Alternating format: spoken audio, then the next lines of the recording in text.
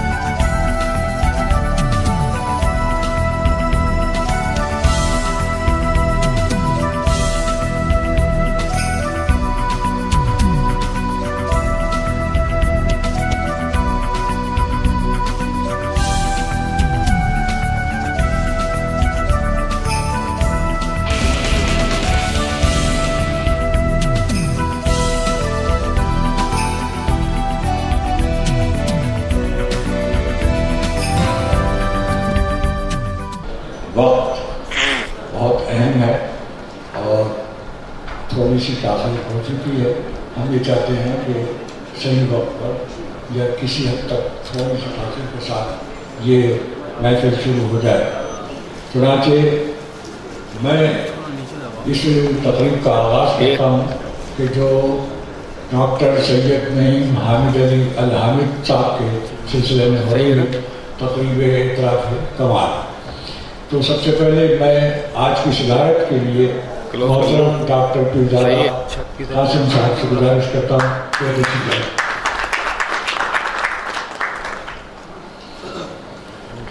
اس کے بعد میں استدعا کرتا ہوں صاحب تقریب جناب ڈاکٹر نعیم حامد علی صاحب کو تشریف لائیں. انٹری لینی ہے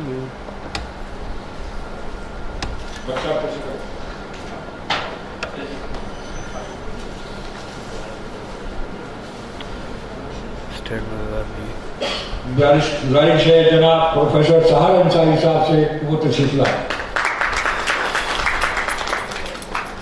جناب قبلہ مسلم شمیم صاحب سے گزارش ہے وہ تشریف لائیں. ڈاکٹر امبرین حسیب امبر سے گزارش ہے کہ وہ بھی تشریف لائے اسٹیج پر. اور محترمہ عارفہ زرین تاج صاحبہ وہ تشریف لائے.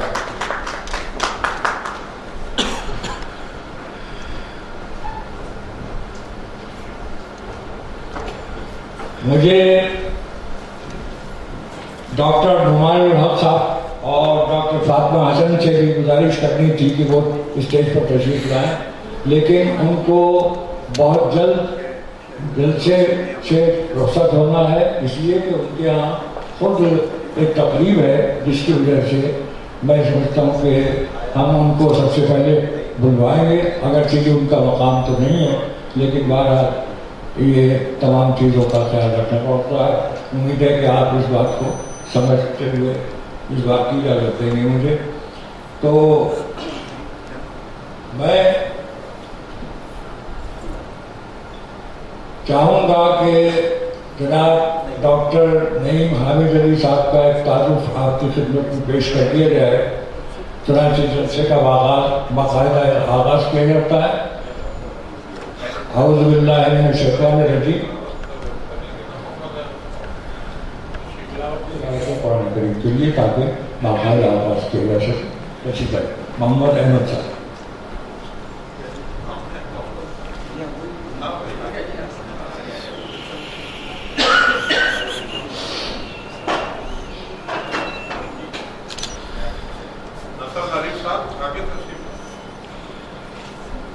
أعوذ بالله من الشيطان الرجيم. بسم الله الرحمن الرحيم. صحیح، میں ٹیبل کی وجہ سے کر رہا تھا۔ ألم تر كيف فعل ربك بأصحاب الفيل.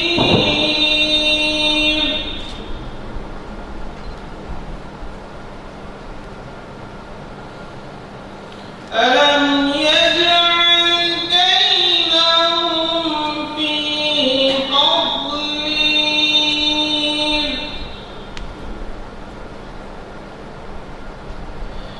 وأرسل عليهم طيرا أبابيل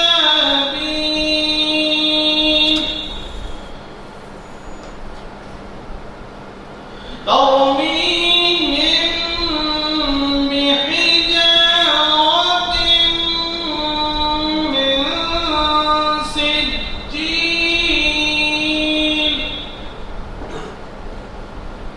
فجعلهم كعصف مأكول. آمنت بالله صدق الله العظيم.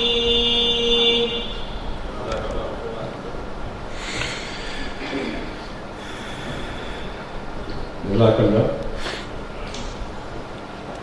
خواتین و حضرات، دعوت نامے پر جو آج کی محفل کے صدر کے تحت ڈاکٹر عبدالقدیر خان صاحب کا نام لکھا ہوا تھا اور لکھا ہوا ہے اس وقت، لیکن اب بینر پر جو آپ دیکھ رہے ہیں اور جو شخصیت یہاں پر ہمارے درمیان موجود ہے، محترم ڈاکٹر پیرزادہ قاسم صاحب، وہ اس کی جلسے کی صدارت کروا رہے ہیں۔ واقعہ یہ ہوا کہ یا تو کوئی سیکیورٹی کا مسئلہ پیش آیا، تو عین وقت پر کل ہمیں یہ رات اطلاع ملی کہ ڈاکٹر صاحب تشریف نہیں لا سکیں گے۔ تو بہرحال میں معذرت خواہ ہوں ان تمام حضرات سے جو یہ ایکسپیکٹ کر رہے تھے کہ ڈاکٹر قدیر خان صاحب سے بھی ملاقات ہو جائے گی۔ بہرحال ہمارے لیے یہ ہر درجہ سکون کا باعث اور عزت کا باعث ہے کہ ڈاکٹر قاسم پیرزادہ صاحب تشریف لے آئے ہیں اور اس جلسے کی صدارت فرما رہے ہیں۔ چونکہ محترمہ ڈاکٹر فاطمہ حسن صاحبہ کو بہت جلدی جانا ہے اور چونکہ ان کے ہاں تقریب ہے، تو اس لیے میں ان کو دعوت کے کلام دیتا ہوں کہ وہ تشریف لائیں اسٹیج پر اور اپنے خیالات کا اظہار فرمائیں۔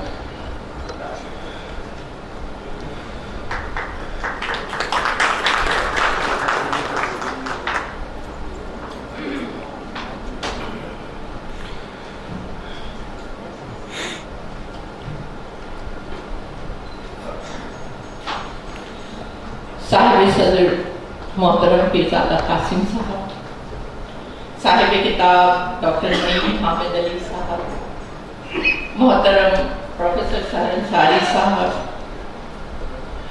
فاضل مقررین، حاضرین، میرے گھر میں تقریب نہیں مجلس عزا ہے، شام 5 بجے کا وقت ہے، کل چہلم کا دن ہے، تو میں بہت تکلفات میں بھی نہیں پڑھوں گی اور فوراً اپنے جو کچھ میں نے تحریر کیا ہے اس کو پیش کروں گی۔ بہت شکریہ آپ کا حیات امریلی صاحب کہ آپ نے میری درخواست پہ جلدی بلوا دیا۔ میرے جو کچھ میں نے لکھا ہے اس کا عنوان ہے نعیم حامد علی اور بے دل شناسی۔ میرے نزدیک وہ لوگ قابل قدر ہیں جو اپنی زندگی کتابوں کے درمیان گزارتے ہیں، کتاب پڑھتے ہوئے، کتاب لکھتے ہوئے اور کتابوں کے بیچ سوتے جاگتے ہیں۔ ڈاکٹر نعیم حامد علی ایسی ہی شخصیت ہیں جنہوں نے ساری زندگی کتابوں سے محبت کی ہے اور انہیں ہی اپنا اثاثہ جانا ہے۔ شاعر و ادیب، مترجم، محقق نعیم حامد علی وطن سے دور سعودی عرب میں رہنے کے باوجود اردو زبان میں لکھے ہوئے ادب اور یہاں کے ادیب و شعراء سے گہری واقفیت رکھتے ہیں۔ اس تعلق کو صرف واقفیت ہی نہیں کہہ سکتے کہ انہوں نے اپنے گھر کو کم از کم 14,000 کتابوں سے آباد رکھا ہے، جہاں ادیبوں اور شاعروں کا مسلسل گزر ہوتا رہتا ہے۔ ان کا ادبی ذوق اور ادب سے محبت ان کی تحریر اور طرز زندگی دونوں میں عیاں ہے۔ ان کی اس ہمہ جہتی پر مقررین یہاں روشنی ڈالیں گے۔ میں تو اس کتاب پر بات کروں گی جو میرے لیے ان کے تفصیلی تعارف کا سبب بنی، اور یہ کتاب مجھے کافی عرصے پہلے جناب مشتاق احمد یوسفی صاحب نے دی تھی اور بڑی تعریف کے ساتھ اپنے دستخط کے ساتھ دی تھی۔ تو بہار ایجادی بیدل جو مرزا عبدالقادر بیدل پر تحقیق اور ان کی شاعری کے ترجمے پر مشتمل ہے، یہ کوئی آسان کام نہیں ہے۔ بیدل کی شاعری اور ان کے شعری قامت کا اندازہ اس طرح لگایا جا سکتا ہے کہ علامہ اقبال نے اپنے مقالے میں بیدل کو شنکر اچاریہ کے بعد بر صغیر کا سب سے بڑا مفکر شاعر قرار دیا ہے، جبکہ غالب جو فارسی شاعری اور مشکل گوئی سے بہت متاثر تھے، انہوں نے لکھا ہے طرز بیدل میں رفتہ کہنا اسد اللہ کا قیامت ہے۔ بیدل پر صرف پاکستان اور ہندوستان ہی نہیں بلکہ ساری دنیا کے نقادوں نے توجہ کی ہے، اور ان کی شاعری ایران کے علاوہ افغانستان، آزاد روسی ریاستوں خصوصاً تاجکستان میں قدر کی نگاہ سے دیکھی جاتی ہے۔ بین الاقوامی سطح پر ناقدین نے انہیں اپنے طرز کا منفرد شاعر قرار دیا ہے۔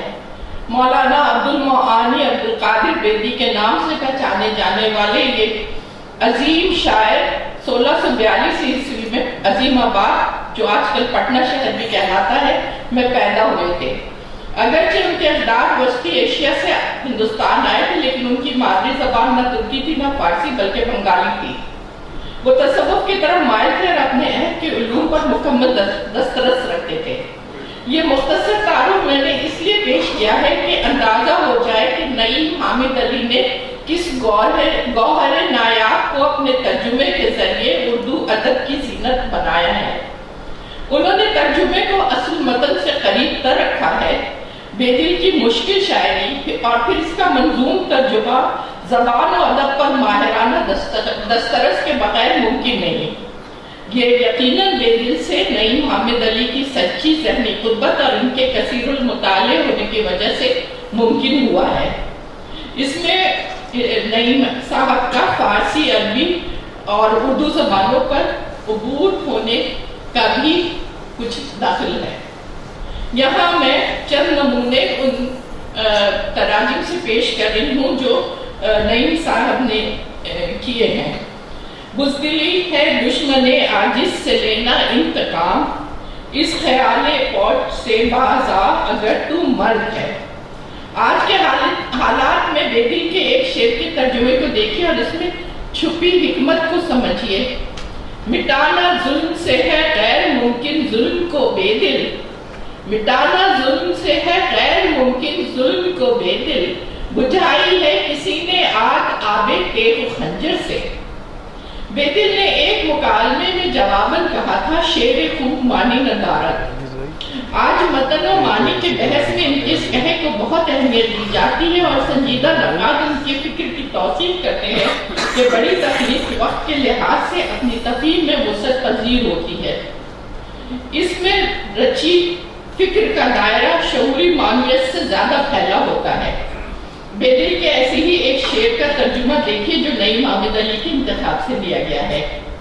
باب عقل و معرفت کھلتا نہیں بے مغز پر، باب عقل و معرفت کھلتا نہیں بے مغز پر، میں لکھی ہے بخت پیمانہ پیمانے میں سرشاری نہیں، میں لکھی ہے بخت پیمانے میں سرشاری نہیں، باب عقل و معرفت کھلتے نہیں بے مغز پر، میں لکھی ہے بخت پیمانے میں سرشاری نہیں۔ سید نعیم حامد علی حامد نے ایک مکمل تحقیقی کتاب بہار جاری بیدل کے نام سے شائع کر کے بیدل شناسوں کو نہ صرف ان کے کلام کے اردو ترجمے سے دسترس کرایا بلکہ ان سے متعلق وسیع مطالعے کے اوراق یکجا کر دیے ہیں اور بہت سی تحقیقی مباحث کو سمیٹ لیا ہے۔ ان کی دیگر خدمات کے ساتھ یہ کتاب ہمیشہ زندہ رہے گی۔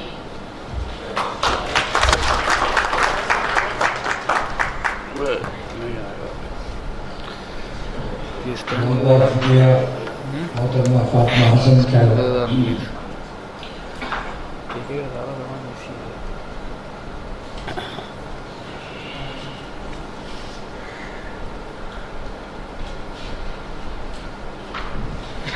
اس موقع پر مناسب معلوم ہوتا ہے کہ جناب اللہ نعیم حامد علی صاحب کا ایک مختصر تعارف پیش کر دیا جائے، کیونکہ وہ خود یہاں نہیں رہتے بلکہ سعودی عرب میں رہتے ہیں، تو میں ایک تعارف مختصر پیش کر رہا ہوں۔ آج کے شاعر تقریب جناب ڈاکٹر نعیم حامد علی صاحب کا پورا نام سید نعیم حامد علی الحامد ہے۔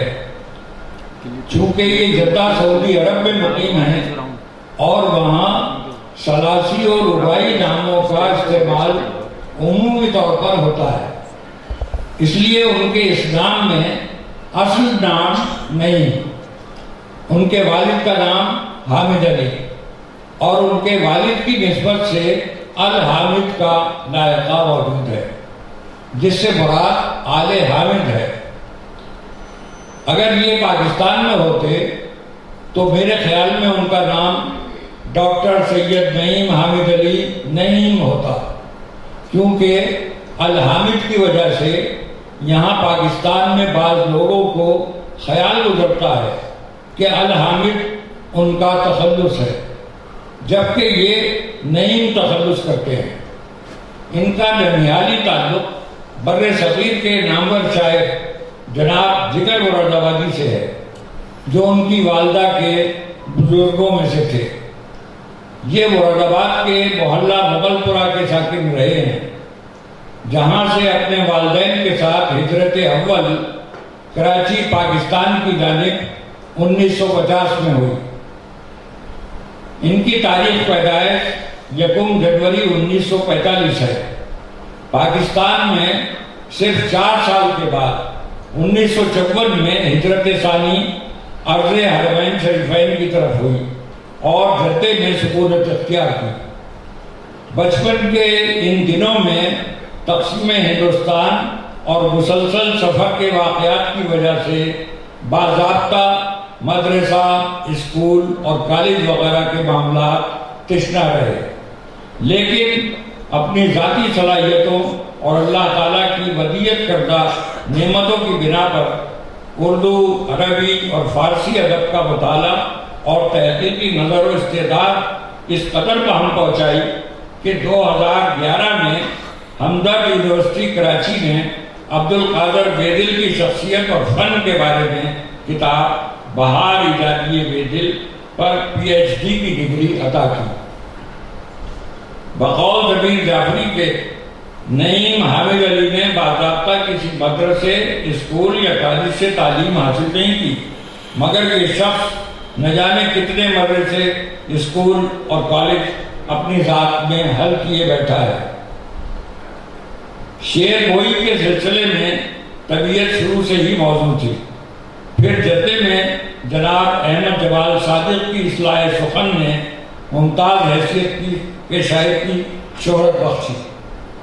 سعودی عرب میں جدہ، تبوک اور مدینہ منورہ میں کافی عرصہ قیام رہا اور اب الحمدللہ جدے میں سکونت پذیر ہے.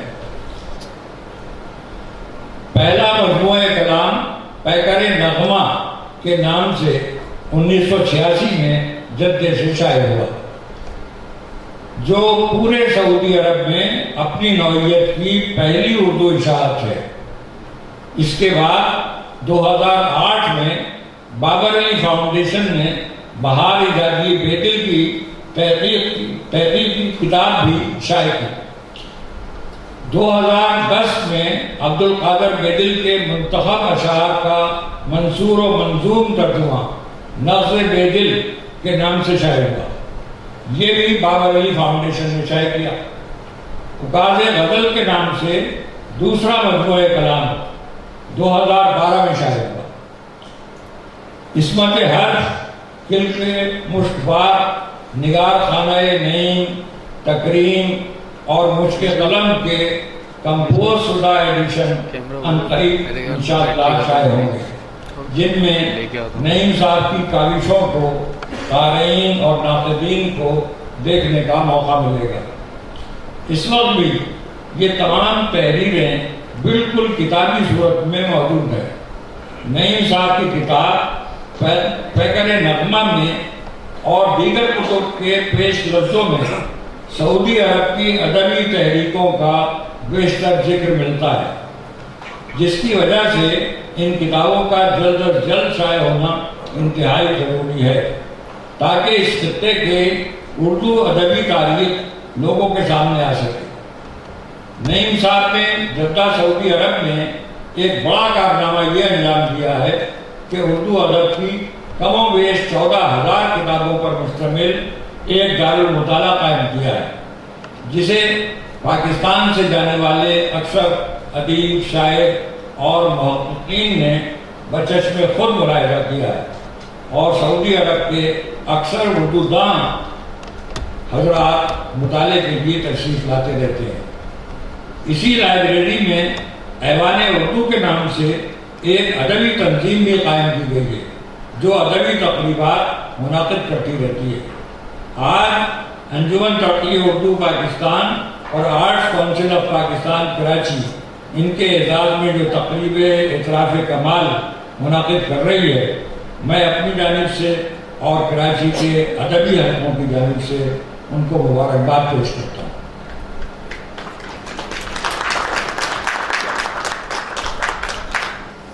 اب میں اس تعارف کے بعد محترمہ آنسہ زرین تاج سے گزارش کروں گا کہ وہ اپنے خیالات کا اظہار فرمائیں. آنسہ زرین تاج.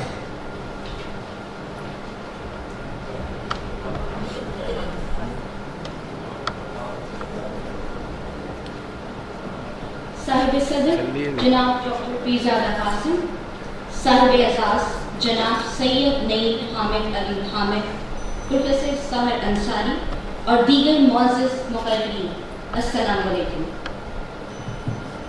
میرے مقالے کا عنوان ہے سید نعیم حامد علی حامد کے فکر و فن پر معاصرین کے تبصرے.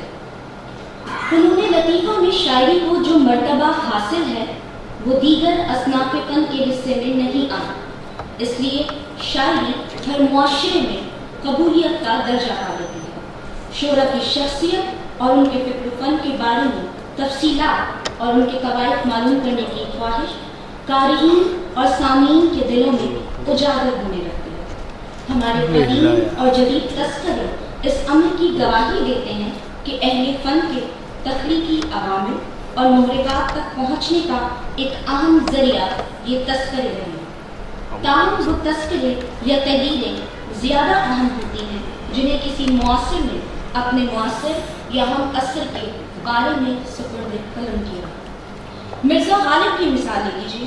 مولانا حالی نے ذاتی واقفیت کی بنا پر یادگار غالب میں جو کچھ لکھ دیا ہے اس پر اضافہ ممکن نہیں. شخصیت اور ان کی روزمرہ زندگی کا جیتا جاگتا مرکب یادگار کے صفحات پر موجود ہے۔ فکر و فن پر تو غالب شناسوں نے بہت لکھا اور آئندہ بھی لکھتے رہیں گے، لیکن ایک معاصر کی گواہی کا بدل ان کی تحریریں نہیں ہو سکتی۔ اس نقطۂ نظر سے میں نے جب ان خطوط کا مطالعہ کیا جو ڈاکٹر سید نعیم حامد علی الحامد کے نام ان کے احباب اور معاصرین نے تحریر کیے ہیں، تو یہ خیال آیا کہ اس مجموعے سے تو نعیم صاحب کی شخصیت اور فکر و فن کا اچھا خاصا جائزہ مرتب کیا جا سکتا ہے۔ احباب کے خطوط کا یہ مجموعہ تقریم کے عنوان سے مرتب کیا گیا ہے۔ یہ مشاہیر، شعر و ادب اور احباب کے خطوط پر مشتمل ہے۔ ان خطوط کے علاوہ ایسے مکاتیب بھی دل کے مشکبار سے کے نام سے یکجا کر دیے گئے ہیں جو نعیم صاحب نے مشاہیر اور احباب کو تحریر کیے ہیں۔ ان میں محسن پاکستان، ڈاکٹر عبدالقدیر خان، مشتاق احمد یوسفی، ڈاکٹر فرمان فتح پوری، سید ابوالخیر کشفی، سید ضمیر جعفری، رشید حسن خان، احمد فراز، ڈاکٹر گوپی چند نارائن، مشفق خواجہ اور حیات النبی رضوی اور دیگر حضرات شامل ہیں۔ ان دونوں مجموعوں سے نعیم صاحب کی شخصیت اور فکر و فن کے کئی گوشے روشن ہو جاتے ہیں۔ مشاہیر و احباب کے خطوط کا پہلا سلسلہ تو نعیم صاحب کے شعری مجموعے پیکر نغمہ کی اولین اشعار کی رسیدوں، آرا اور تبصروں سے شروع ہوتا ہے۔ اس مجموعے کی کئی خوبیاں اولیات کا درجہ رکھتی ہیں جن کو سبھی احباب نے سراہا ہے۔ اس کی پہلی خصوصیت تو یہ ہے کہ کسی بھی عرب ملک سے اردو میں شائع ہونے والا یہ پہلا شعری مجموعہ ہے۔ پھر اس کی کتابت، طباع، تزئین و آرائش انتہائی دیدہ ذیل ہے۔ پوری کتاب آرٹ پیپر پر شائع کی گئی ہے۔ اس سے اندازہ ہوتا ہے کہ نعیم صاحب معیار سے عاری پیشکش کو پسند نہیں کرتے۔ ان کے مزاج میں نفاست، شائستگی اور جمالیات سے شیفتگی کا رنگ پایا جاتا ہے۔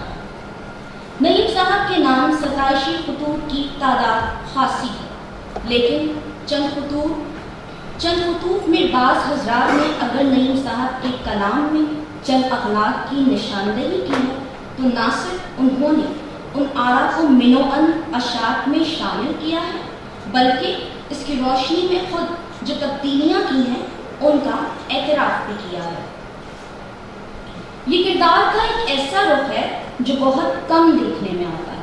اگر نعیم صاحب ایسے اعتراضات کو حذف کر دیتے تو کس کو خبر ہوتی ہے کہ اصل عبارت میں کیا تھا، لیکن یہ ان کی دیانتداری اور علم پروری ہے کہ انہوں نے ایک عمدہ مثال قائم کر دی۔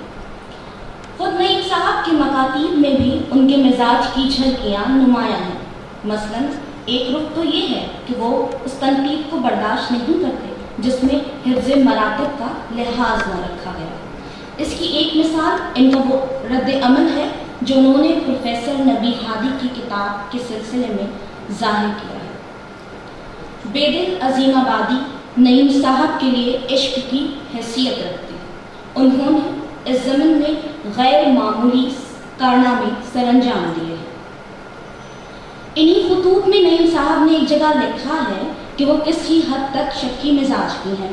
ان کے بعض خطوط سے اندازہ ہوتا ہے کہ وہ بعض معاملات میں جذباتی بھی ہو جاتے ہیں، چاہے وہ مسئلہ دنیا کے رسوم و عقائد سے متعلق ہی کیوں نہ ہو۔ مثلاً مشہور محقق اور غالب شناس مالک رام کے وہ اس لیے قائل تھے کہ وہ اسلام میں عورت جیسی کتاب کے مصنف تھے، اور انہوں نے وقت رخصت نعیم صاحب سے اپنے لیے مدینہ منورہ میں دعا کی درخواست کی۔ وہ لکھتے ہیں کہ اسے یاد کر کے روح پر وجد طاری ہو جاتا۔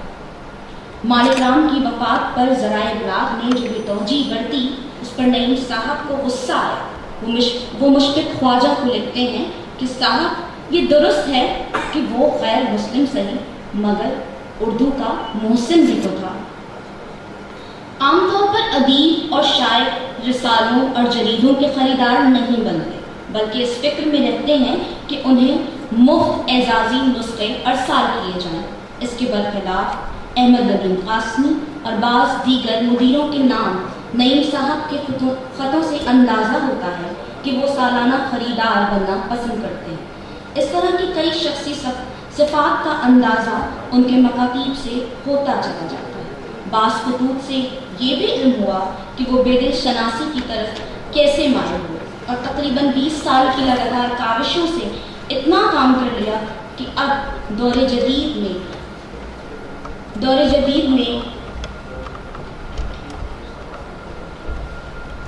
بے دل شناسی کا حوالہ بن گئے ہیں۔ نعیم صاحب نے اپنے ذاتی کتب خانے کو شاندار طریقے سے آراستہ کیا ہے۔ اس میں بعض نادر و نایاب کتب اور مخطوطات بھی ہیں۔ اس کتب خانے کے بارے میں مشتاق احمد یوسفی کو لکھا ہے کہ اپنے کتب خانے کو انشاءاللہ اپنی زندگی ہی میں کسی کتب خانے کو تحفتاً دے جاؤں گا۔ یقیناً ان خطوط کی روشنی میں نعیم صاحب کی شخصیت کے بارے میں جو کچھ میں نے عرض کیا ہے وہ ان کی شخصیت کے تمام پہلوؤں کا احاطہ نہیں کرتا، تاہم کچھ نہ کچھ جھلکیاں میری تحریر میں ضرور آ گئی ہیں، جس سے اندازہ ہو سکتا ہے کہ نعیم صاحب ایک غیر معمولی اور منفرد شخصیت کے مالک ہیں۔ شکریہ۔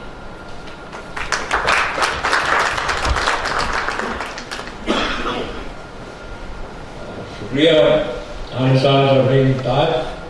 اور اب میں جناب قبلہ ڈاکٹر نعمان الحق صاحب سے گزارش کرتا ہوں کہ وہ تشریف لائیں اور اپنے خیالات کا اظہار فرمائیں۔ جناب ڈاکٹر نعمان الحق صاحب۔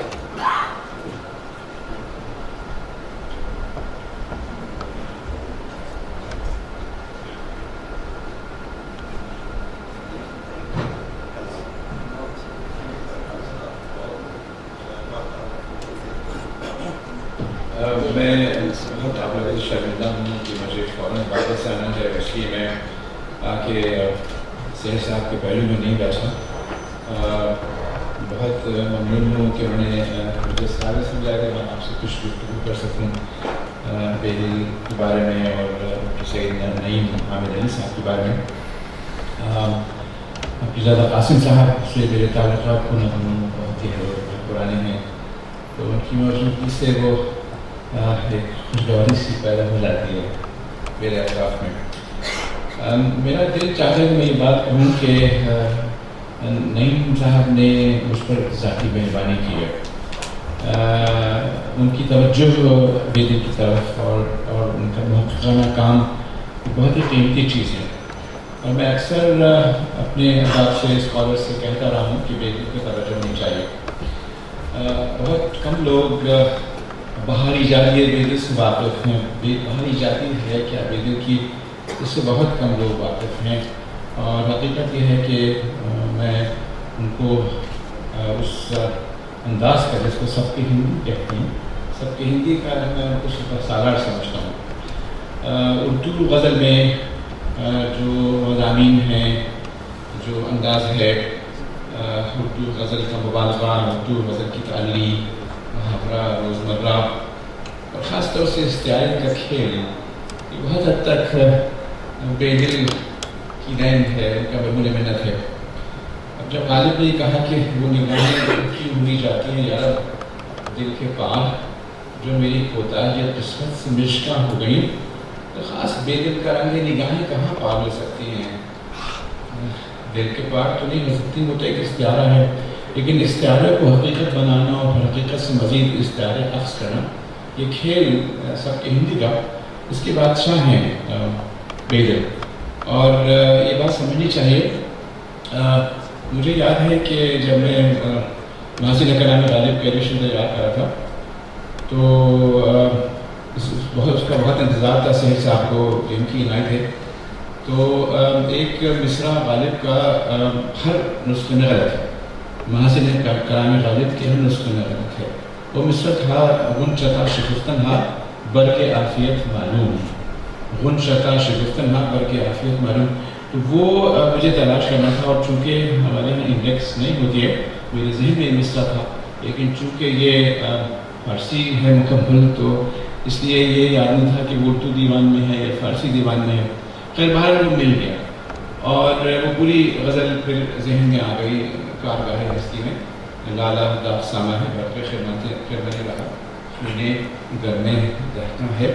تو اس میں ایک شعر ہے کہ ہم سے رنج بیتابی کس طرح اٹھایا جائے, ہم سے رنج بیتابی کس طرح اٹھایا جائے. اپنے دل کتنا مشکل مسئلہ آیا اس کے بعد کہ اس کو ادا کرنا بھی مشکل ہے, صوتی اعتبار سے بھی ادا کرنا مشکل ہے. داغ پشتے دست عز, داغ پشتے دست عز, شعلہ خس بدندہ ہے.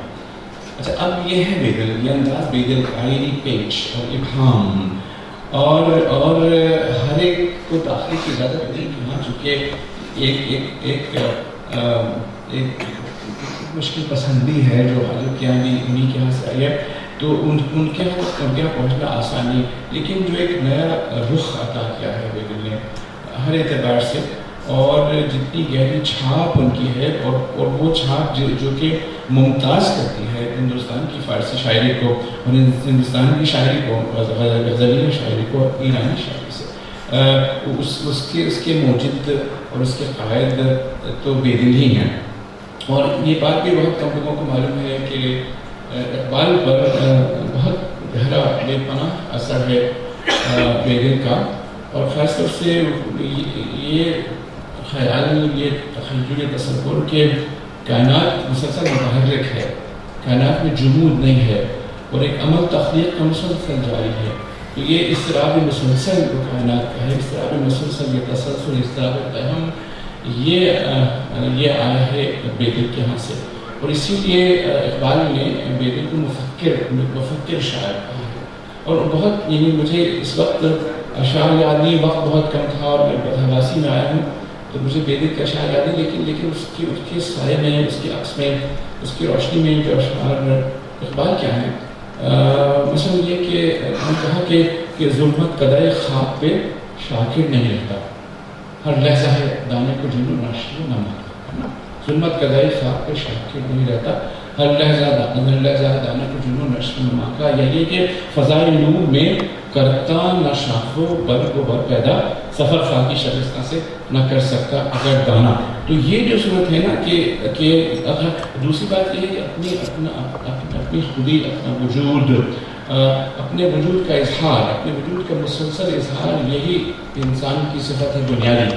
اسی سے انسان بنتا ہے. یعنی صورت انفعال کی نہیں ہے, ان کے انفعال سے عمل کی طرف جو رخ ہے میرے یہاں, وہ بہت بنیادی بات ہے.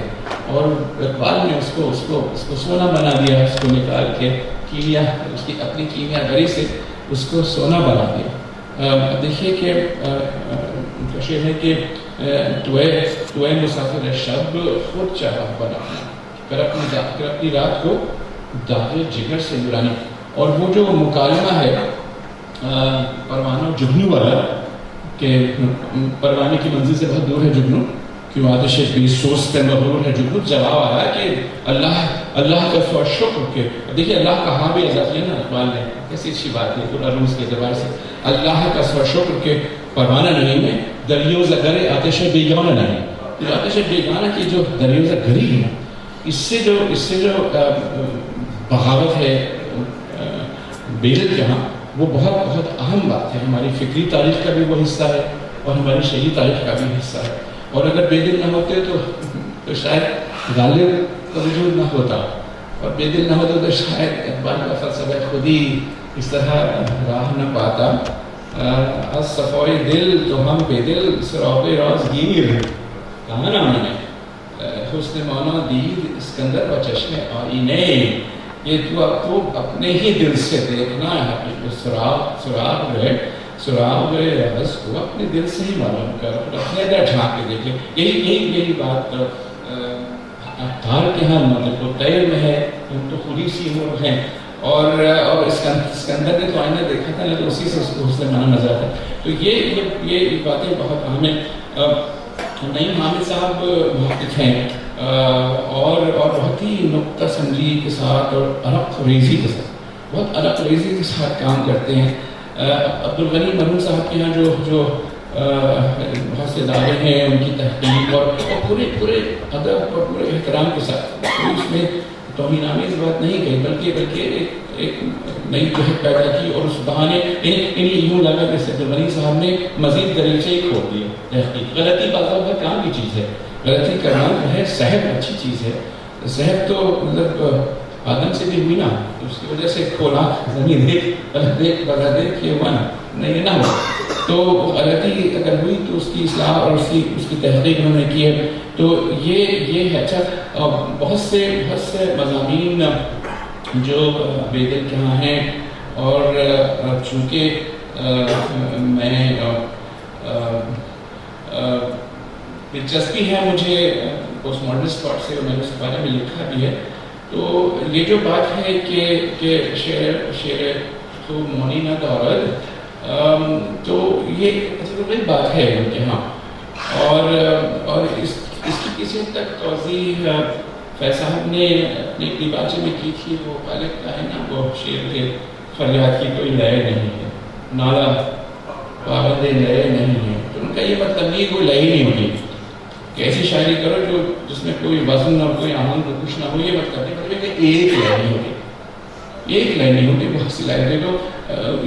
جب کہا کہ شعر خود معنی ندارت، تو مراد یہ ہے کہ معنی کی تکثیر ہوتی ہے. اس میں معنی کی تکثیر، جب یعنی وہ یکسر نہیں ہوتا، کبھی اچھا شعر یکسر نہیں ہوتا، بلکہ تکثیر ہوتی ہے معنی کی. کئی معنی کھلتے ہیں، اور یہ بھی ممکن ہے کہ ایک معنی دوسرے معنی سے متصادم ہو جائے، یعنی متضاد مخارج بھی نکالے جا سکتے ہیں. اچھا جب خاموشی ہوتی ہے، تو خاموشی میں تو چونکہ لفظ ادا نہیں ہوتا، تو لہٰذا تفریق ممکن ہی نہیں ہے معنی میں نہ لفظ میں.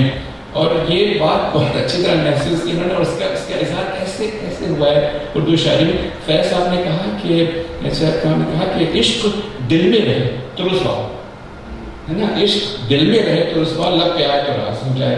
عشق دل میں رہے تو رسوا، لب پہ آئے تو لب پہ آ کے افشا ہونا چاہیے. راز کیسے ہو گیا؟ لب پہ آ کے راز کیسے ہو گیا؟ وہ دل میں رہتا ہے تب راز ہونا چاہیے. الٹی بات کہی نا، عشق دل میں رہے تو رسوا، لب پہ آئے تو راز ہو جائے. تو یہی ہے کہ اس سے ایک تکثیر پیدا ہوتی ہے نا، اس سے تکثیر ہوتی ہے تو بات جو ہے چھپ جاتی ہے. کیا تھا شعر کو پردہ سخن تھا، کیا تھا شعر کو پردہ ہے نا سخن. دیکھیے در خاموشی لفظ معنی قابل تفریق نیست، در خاموشی لفظ معنی قابل تفریق نیست، حرف بیران لفظ کشاده لب مفعول می شود. اس کا ترجمہ آپ دیکھیں ہے لباس لفظ معنی سے خاموشی بے نیاز نہیں صاحب کا ترجمہ ہے. اور ایک بڑی اچھی بات یہ ہے کہ نہیں صاحب نے بہرے بھی کہا رکھی بعض اگر تو مصرے ویسے کے ویسے چھوڑ دیں جو اردو میں نپ جاتے ہیں، جیسے بوئے گل نولے یہ دل دودے چراغے محفل، یہ ہے نا غالب کا پورا اٹھا کے دل سن لیا اور نپ گیا ہے وہ. تو ہے لباس لفظ معنی سے خاموشی بے نیاز صوت بن کر فکر میں تفسیر کے پہلو بہت، صوت بن کر فکر میں تفسیر کے پہلو بہت. پھر آگے کے تبرو فیض خاموشی می کند مونا شکار، نیس جز دام تأمل وحشی اندیشہ را. کرتا ہے فیض خاموشی طب معنی کو شکار، وحشی اندیشہ کو دام تأمل چاہیے، وحشی اندیشہ کو دام تأمل چاہیے. اس کی تفہیم اور اس کا ترجمہ اس خوبصورتی کے ساتھ کیا گیا ہے کہ میرا جی خوش ہوتا ہے. میں بہت میں دعا کرتا ہوں نعیم صاحب کی درازی عمر کی، خدا ان کو سلامت رکھے اور ان کو مزید مواقع فراہم کرے.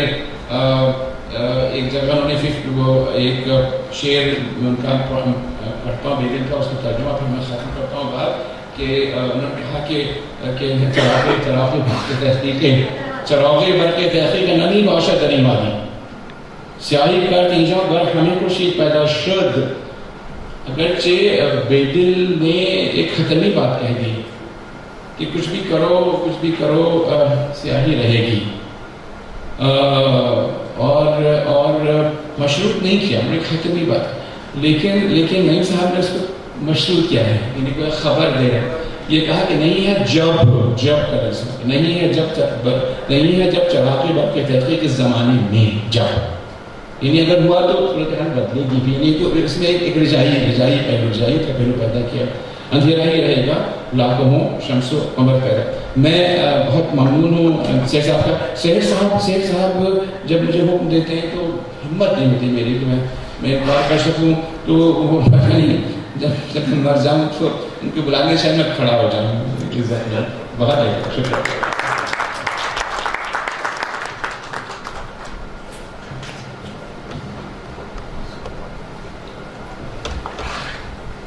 دیکھیے محترم ڈاکٹر نعمان الحق صاحب جو بڑی پرماس گفتگو فرما رہے تھے، بیدل اور نعیم صاحب کا بھی ترجمہ ہے، اس سے متعلق ایک کتاب کے حوالے اس گفتگو میں پائے گئے. تو یہ کتاب اصل میں مختصر کی گئی ہے اس کتاب کو جو نعیم صاحب نے بہت پہلے بہار ایجادیہ بیدل کے نام سے لکھی تھی، جو کافی ضخیم کتاب ہے. اس کی پھر یہ تلخیص شائع ہوئی حال ہی میں نیشنل بک فاؤنڈیشن میں، تو اس کے حوالے اس پرماس گفتگو میں شامل تھے. اور بڑی میں نعیم صاحب کو مبارکباد دیتا ہوں کہ نعمان الحق صاحب کا شمار یعنی فارسی زبان کے بہت عمدہ جاننے والوں میں ہوتا ہے اور لکھتے بھی رہتے ہیں. تو انہوں نے ان اشعار کو سراہا اور میں سمجھتا ہوں کہ یہ بڑی بات ہے. اب ڈاکٹر نعمان الحق صاحب کے بعد میں گزارش کروں گا ڈاکٹر عنبرین حسیب عنبر تشریف لائیے.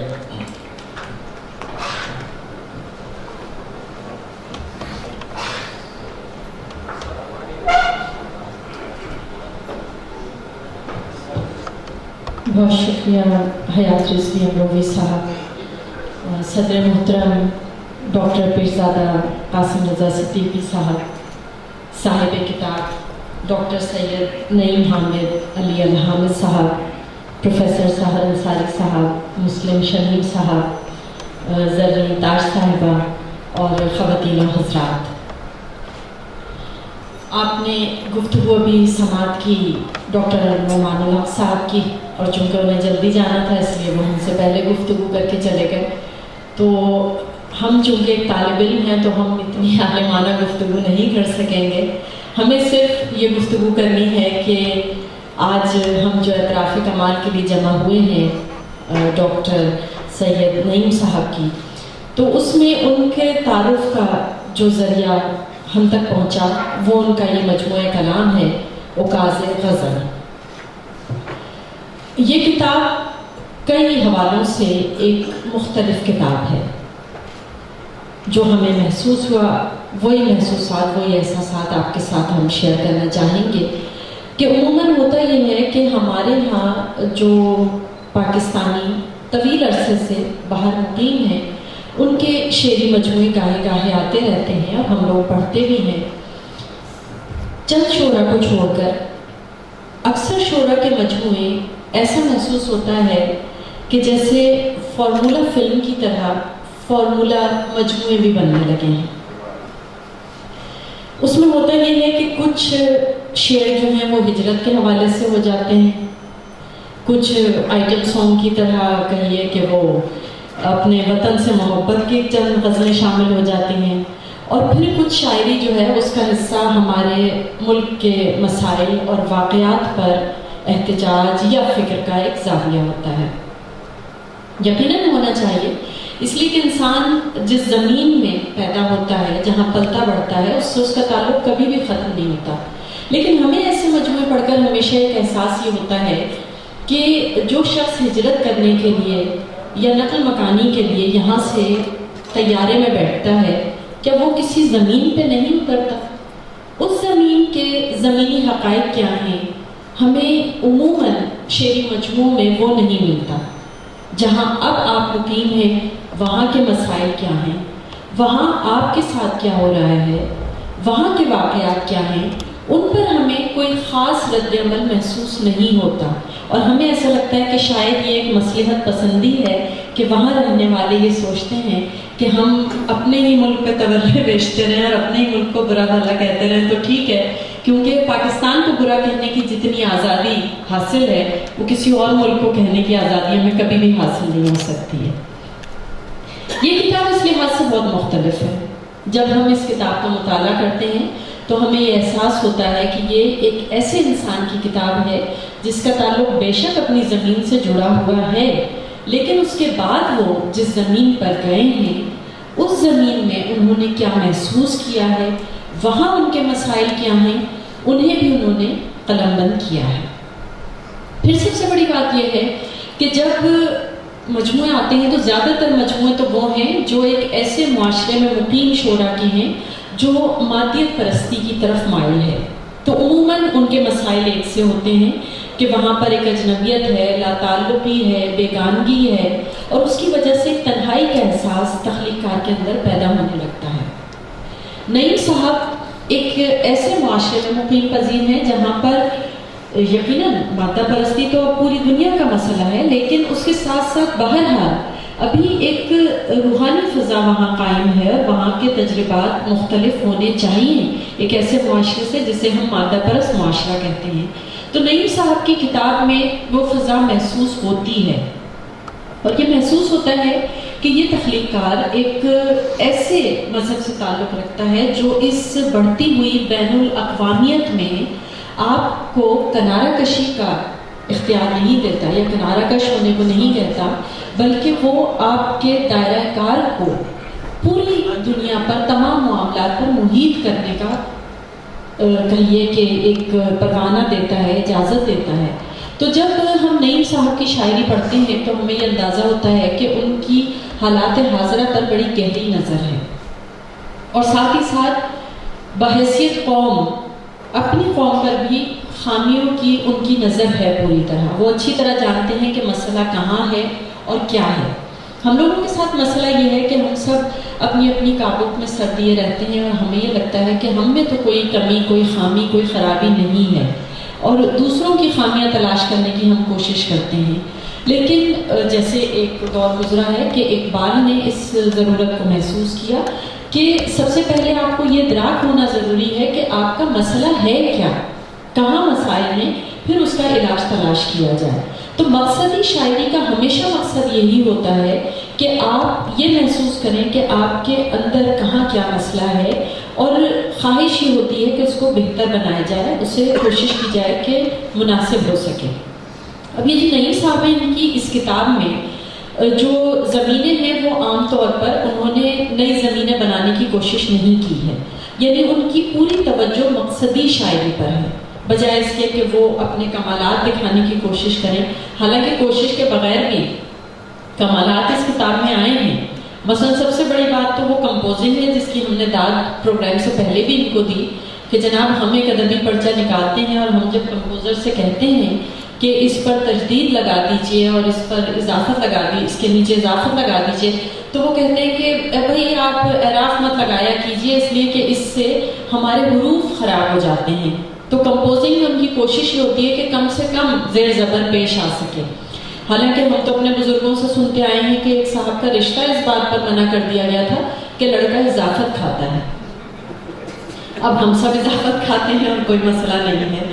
تو یہ جو کتاب ہے یہ ہمیں اس لحاظ سے بہت پسند آئی کہ اس کی کمپوزنگ بہت خوبصورتی سے کی گئی ہے، تمام اعراف اس میں موجود ہیں، اور اس کی وجہ نعیم صاحب نے خود بیان کر دی کہ بھئی ہمارا کام صرف لکھنا تھوڑی ہے، ہم چاہتے ہیں کہ جو ہمارا قاری ہے اگر اس کا کچھ تلفظ بھی درست ہو سکے تو کیا حرج ہے۔ تو یقیناً یہ ایک اچھی سوچ ہے کہ جب ایک عام قاری یہ کتاب پڑھ رہا ہے تو اس کے الفاظ، اس کے تلفظ میں بہتری آ سکتی ہے۔ ساتھ ہی ساتھ اس کتاب میں جو نعیم صاحب کا ہی شعر ہے، ہم کہیں گے کہ بات اتنی ہے برتنے کا ہنر آتا ہو، بات اتنی ہے برتنے کا ہنر آتا ہو، ورنہ اے خامہ فن تیرے نہ میرے الفاظ۔ تو لفظ برتنے کا ہنر خوب آتا ہے حامد صاحب کو، نعیم صاحب کو، اور انہوں نے الفاظ کو بہت خوبصورتی سے برتا ہے۔ ان کی لفظیات مختلف ہیں، اس لیے کہ وہ جس معاشرے میں طویل عرصے سے قیام پذیر ہیں وہاں انہوں نے اپنی آنکھیں اور اپنے کان بند نہیں کر لیے ہیں۔ تو وہاں کے ادب، وہاں کے ادیب اور وہاں کے معاشرے سے ان کا جو ایک ربط بنا ہے، انٹریکشن ہوا ہے، اس کے اثرات بھی ان کی لفظیات میں بھی محسوس ہوتے ہیں اور ان کی تجربات میں تو ہیں ہی۔ اب جب وہ بات کرتے ہیں ہمارے آج کے مسئلے کی، وہ مسلمان کے حال کو دیکھتے ہیں، ہماری قوم کے حال کو دیکھتے ہیں، تو انہیں سب سے بڑا مسئلہ یہی محسوس ہوتا ہے کہ ہم لوگ کوشش نہیں کرتے، ہم صرف باتیں بنانے میں لگے ہوئے ہیں، اور ہم کوشش نہیں کرتے اپنی حالت کو تبدیل کرنے کی، اپنی صورتحال کو بہتر بنانے کی. اس میں ایک بڑا اچھا شعر انہوں نے کہا ہے جو ہم ضرور بتانا چاہیں گے، کہ انہوں نے کہا کہ نہ چھیڑ قصہ پارینہ ایاز، نہ چھیڑ قصہ پارینہ ایاز، نہ چھیڑ نیا نظام اخوت مقام پیدا کر. اب آپ سمجھ گئے ہوں گے کہ ایک ہی صف میں کھڑے ہو گئے محمود و ایاز، نہ کوئی بندہ رہا نہ کوئی بندہ نواز. ہوا یہ ہے کہ ہم لوگوں نے رشتوں کی، لفظوں کی اپنی تفہیم کر لی ہے اپنی تسلی کے لیے، اور ہم سمجھتے ہیں کہ جو تفہیم ہم نے کی ہے اس لفظ کا، اس رشتے کا یہی مطلب ہے. لیکن ہوتا یہ ہے کہ لفظ تو جو ہے یا رشتہ جو ہے وہ اپنی حقیقت ظاہر کرتا ہے، اور جب وہ ہماری تفہیم سے آ کے ٹکراتا ہے تو ہمیں تکلیف ہوتی ہے. مثلا یہ کہ ہم کہتے ہیں کہ بھئی مساوات ہے اور محمود و ایاز ایک ہیں، تو پھر یہ تفریق کیوں ہے؟ حالانکہ غور کرنے کی بات یہ ہے کہ محمود و ایاز جو ہیں وہ صرف بوقت نماز ایک صف میں کھڑے ہوئے ہیں. اس کے بعد نماز کے بعد ایاز ایاز ہے اور محمود محمود ہے. اس لیے کہ کائنات چلانے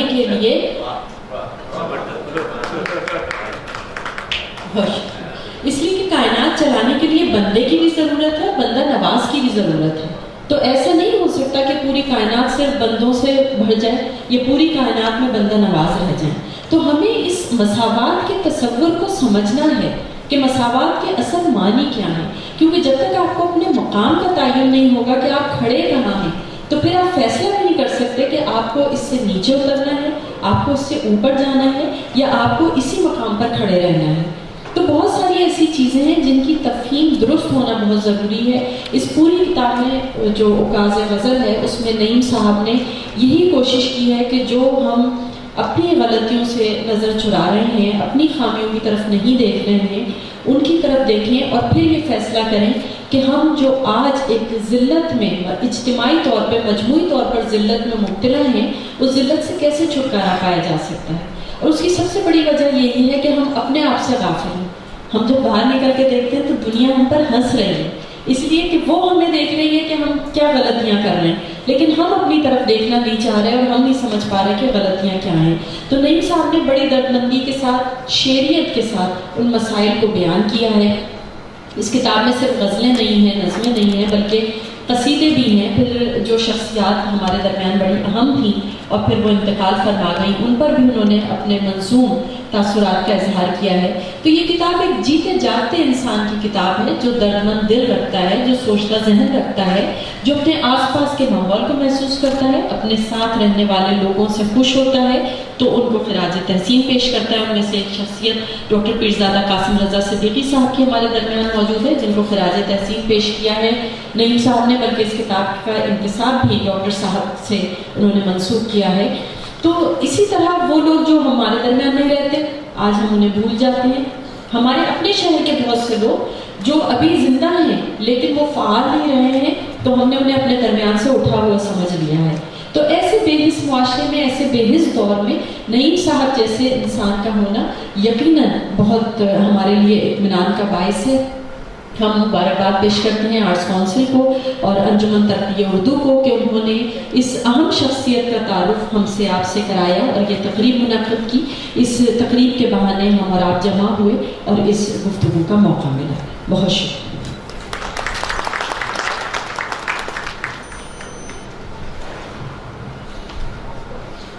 بہت اہم اور دلچسپ گفتگو فرما رہی تھی ڈاکٹر بڑی نظیر عمر. تو اب اس کے بعد میں جناب مسلم شمیم صاحب سے گزارش کرتا ہوں کہ وہ تشریف لائیں اور اپنے خیالات کا اظہار فرمائیں. جناب مسلم شمیم.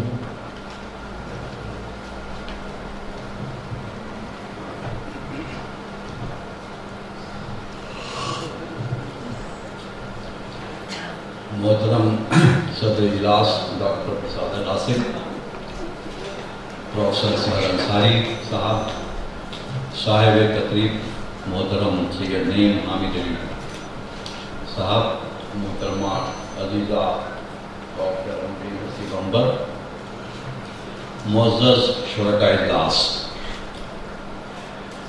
آج صاحب تقریب جناب ڈاکٹر کہ نیم سے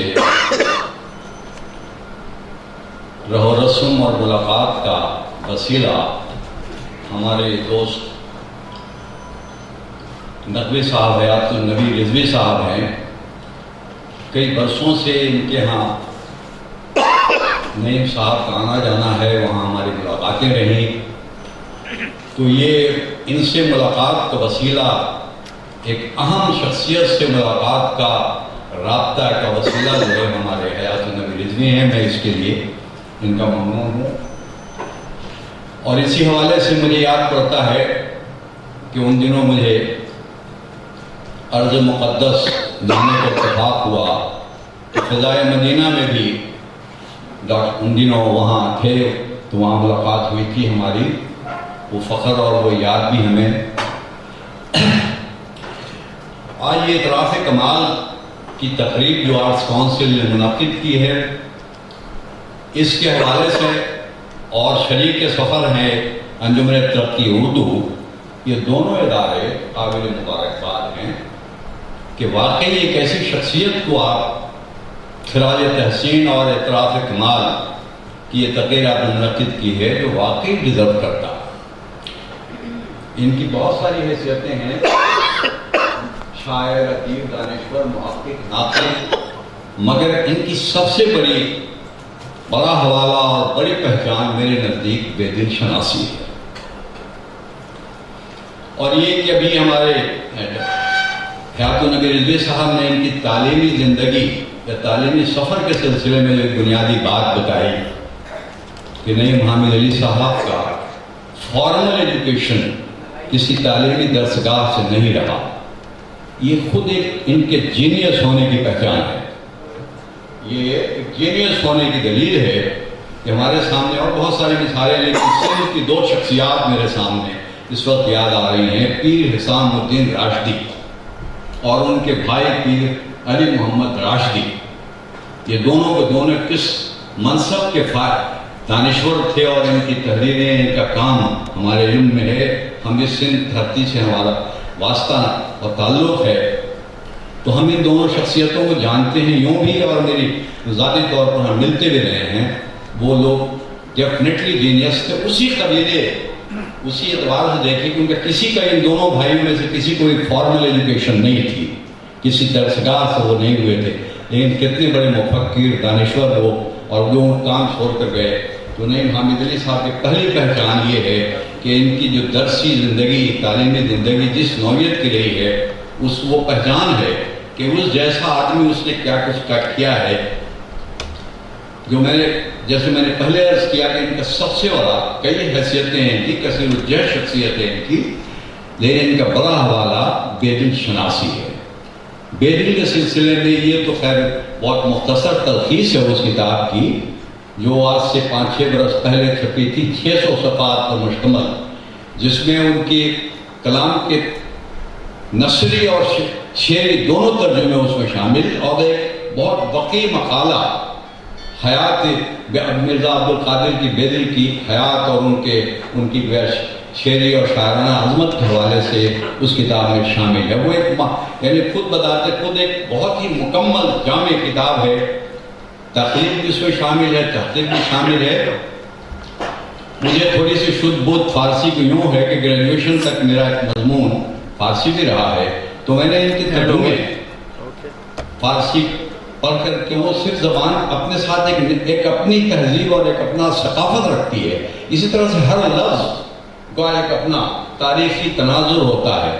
تو ان تمام نزاکتوں کو رکھتے ہوئے کسی دوسری زبان سے کا ترجمہ کرنا یہ ایک بڑا کمال کی بات ہے، اور خاص طور پر شاعری کو دوسری زبان میں منتقل کرنا، ترجمہ واقعی انصاف کرنا روح مضمون سے اور حسن شعر سے، یہ غیر معمولی کام ہے. مجھے اس وقت فیلڈ جرال یاد آ رہے ہیں رباعیات خیام کے حوالے سے، کہ ان کو عالمی شہرت رباعیات خیام کے حوالے سے ہے، لیکن جن لوگوں نے فیلڈ جرال کے انگریزی ترجمے رباعیات کا پڑھا ہوگا تو وہ اس بات کا قائل ہوگا کہ رباعیات کا وہ ترجمہ نہیں ہے، بلکہ عمر خیام کی رباعیات سے انسپائر ہو کر انہوں نے وہ رباعیات وہ ترجمے ہیں. تو وہ ترجمے اپنی جگہ پر ان کا بڑا کام ہے اور ان کا نام بھی عمر خیام کے حوالے سے ہے، لیکن اس کی نوعیت ترجمہ کی نہیں ہے. عمر خیام کی فکر اور ان کی اس سے انسپائر ہو کر کے بالیدگی حاصل کر کے ایک طرح سے نئی تخلیق کی ہے، لیکن عمر خیام کے حوالے سے انہیں شہرت ملی ہے. تو یہ بات کی حیثیت میں ایک اور حوالہ بھی ہے ترجمے کے حوالے سے کہ شاہ لطیف بھٹائی کہ کلاسال شاہ جو رسالے کے ترجمے 3 عدد ترجمے ہیں.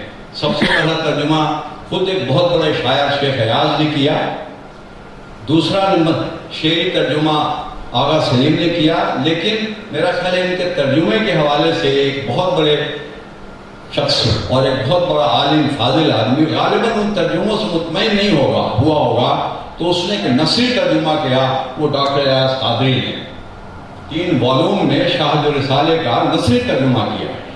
تو خیر میں ایک وقت میں یہ کہوں گا کہ انہوں نے نثر میں بھی ترجمہ کیا ہے اور نثر میں گویا شیخ ایاز اور ایاز قادری دونوں اس حوالے سے یکجا ہو گئے ہیں. تو انہوں نے جو نثر میں کیا ان کے یہاں ترجمے نثری بھی ہے اور اس میں تو غرض یہ کہ ان کا بہت بڑا کام ہے. انہوں نے بے دل پر جو کچھ کیا اور بے دل کے حوالے سے ہمارا نوسٹیلجیا یہ ہے کہ اپنی اس بڑی کتاب میں جو ان کی حیات کا سفر بیان کیا ہے اس میں ظاہر ہے جنم بھومی اس شہر کو کہا ہے جو میری جنم بھومی بھی ہے، میرے لیے فخر کی بات ہے. اسی لیے مرزا عبدالقادر بے دل کو بے دل عظیم آبادی بھی کہا جاتا ہے، ہرچند کہ میں جانتا ہوں کہ ان کا اصل عرصہ حیات جو ہے وہ دہلی سے وابستہ ہے اور وہ گویا 100% مرزا عبدالقادر دہلوی کہلانے کے حقدار ہیں، لیکن ایک عرصہ ان کا اس جنم بھومی میں گزرا ہے. اس حوالے سے اہل بہار انہیں اپنے لیے بھی باعث تفخر سمجھتے ہیں اور کراچی شہر میں بہار ہاؤسنگ کوآپریٹو ہاؤسنگ سوسائٹی جس کا مشہور یعنی وہ علاقہ جو ہے وہ شرف آباد، وہاں بے دل لائبریری قائم ہے اور ایک بہت شہر کی اہم لائبریری اسی حوالے سے قائم ہے کہ وہ اہل بہار اور اہل عظیم آباد نے یہ بے دل لائبریری قائم کی ہے. غرض یہ کہ بے دل اور امیر خسرو 2 ایسی عظیم شخصیتیں ہیں، 2 عظیم شاعر ہیں جو فارسی زبان کے شاعر ہیں، لیکن ایک ایسے منصب کے فائز شاعر ہیں جس کو ایران بھی ان کے سامنے سر تسلیم خم کرتا ہے، امیر خسرو اور مرزا عبدالقادر بے دل.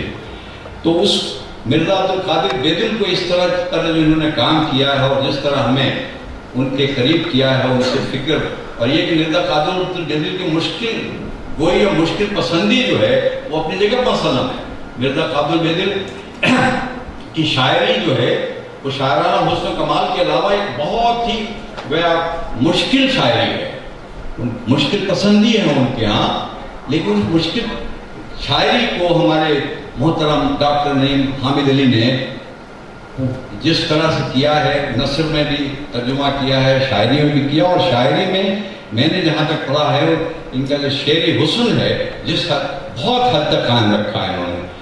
تو ہم سمجھتے ہیں کہ ان کاموں کو سامنے رکھیں تو ہمارا ایک اور بھی عرض کروں میں سعودی عربیہ میرا کئی دفعہ جانا ہوا، میرے صاحبزادے وہاں پوسٹڈ ہیں اور آج بھی ہیں وہاں، تو مجھے جدہ کی طرف یمبو سائڈ بھی جانا ہوا ہے اور مشرق میں الخوبر دمام کے سائڈ بھی جانا ہوا ہے. وہاں کے بہت سارے ادیب اور شاعر اور اردو جو لوگ بھی جہاں ہیں اپنے وطن اور اپنی تہذیب سے جڑے ہوئے ہیں اور بہت سارے لوگوں سے ملاقات ہوئی، لیکن میں ایماندارانہ طور پر دیانت کے ساتھ کہہ سکتا ہوں کہ ان دونوں خطوں میں بہت سارے اہل قلم اور مجھے ملے، لیکن اس منصب کا وہ شخصیت جس نے ایسا کام کیا ہو اس سید نامی حامد علی کے مد مقابل مجھے کوئی نہیں سکتا. تو یہ ہمارے لیے فخر کی بات ہے کہ آبائی مراد آباد سے آبائی تعلق رکھنے والے بر صغیر کی ایک شخصیت نے اس قرے مقدس پہ عرض مقدس پہ انہوں نے اپنے لیے جو مقام بنایا ہے وہ ان کے لیے جو کچھ ہے سو ہے ہمارے لیے بھی ایک قابل فخر بات ہے. اور میں بھرپور ایک دفعہ یہ پھر کہوں گا کہ اعتراف کمال کی یہ تقریب آرٹس کونسل نے انجمن ترقی اردو کے ساتھ منعقد کر کے ایک بہت ہی برحق کام کیا ہے، ایک ایسے شخص کو ایک کمال کا اعتراف کیا ہے جو واقعی اس اعتراف کمال کا حقدار ہے. بہت شکریہ.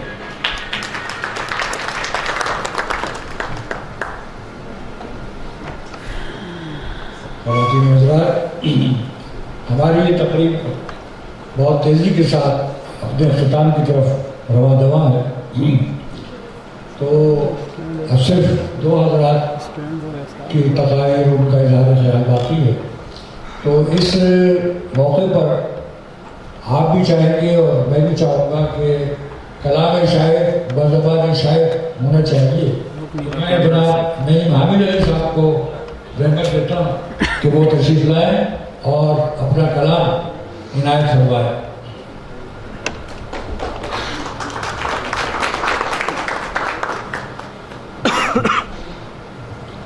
السلام علیکم.